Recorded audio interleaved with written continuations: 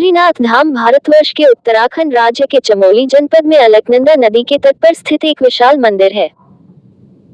ये मंदिर भगवान विष्णु को समर्पित है और ये स्थान इस धर्म में वर्णित सर्वाधिक पवित्र स्थानों 4 धामों में से एक धाम है, जिसका निर्माण 7वीं से 9वीं सदी में होने के प्रमाण मिलते हैं। मंदिर के नाम पर ही इसके आसपास बसे नगर को भी बद्रीनाथ ही कहा जाता है। ये स्थान हिमालय पर्वत के ऊंचे शिखरों के बीच गढ़वाल क्षेत्र में समुद्र तल से लगभग 3133 मीटर की ऊंचाई पर स्थित है। दरअसल ठंड में हिमालय क्षेत्र की रुक्ष मौसमी दशाओं के कारण मंदिर 6 महीनों तक खुला एवं 6 महीनों तक बंद रहता है। इसकी खुलने की अवधि अप्रैल के अंत से लेकर नवंबर की शुरुआत तक होती है। ये तीर्थ भारत के सभी व्यस्त तीर्थ स्थानों में से एक है।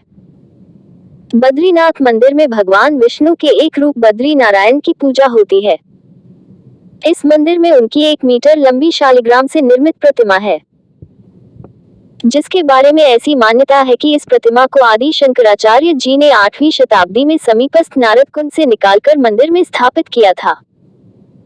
इस प्रतिमा को कई हिंदुओं द्वारा विष्णु भगवान के 8 स्वयं प्रकट हुई प्रतिमाओं में से एक माना जाता है।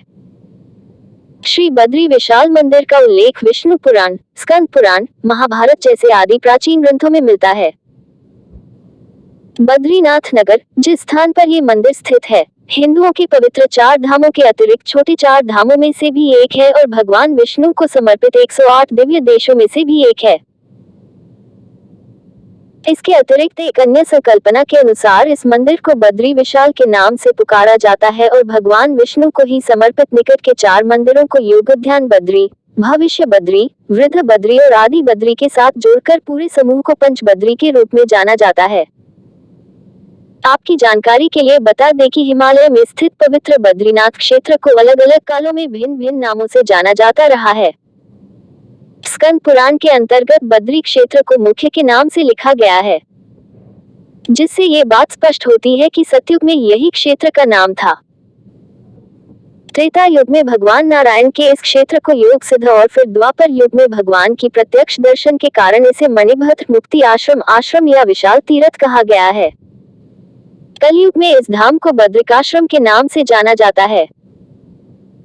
आपको बता दें कि श्री बद्रीनाथ नाम की उत्पत्ति के विषय में एक कथा बहुत ही प्रचलित है। एक बार नारद मुनि भगवान विष्णु के दर्शनों के लिए क्षीर सागर में पधारे थे। वहां उन्होंने देवी लक्ष्मी को उनके पैर दबाते देखा। नारद जी ने आश्चर्यचकित होकर जब भगवान से इस विषय में पूछा तो अपराध बोध से ग्रसित होकर भगवान विष्णु तपस्या करने के लिए हिमालय को चले गए।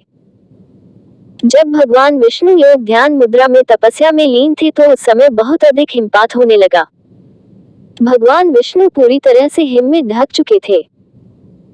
वहीं उनकी इस दशा को देखकर देवी लक्ष्मी का हृदय द्रवित हो गया और उन्होंने स्वयं भगवान विष्णु के समीप खड़े होकर एक बद्री के वृक्ष का रूप ले लिया और संपूर्ण हिम को अपने ऊपर सहने लगी। माता लक्ष्मी जी भगवान विष्णु को धूप, वर्षा और हिम से बचाने के लिए कठोर तपस्या में लग गई। कई वर्षों तक जब भगवान विष्णु ने अपना तप पूर्ण किया तब उन्होंने देखा कि देवी लक्ष्मी हिम से पूरी ढकी हुई थी।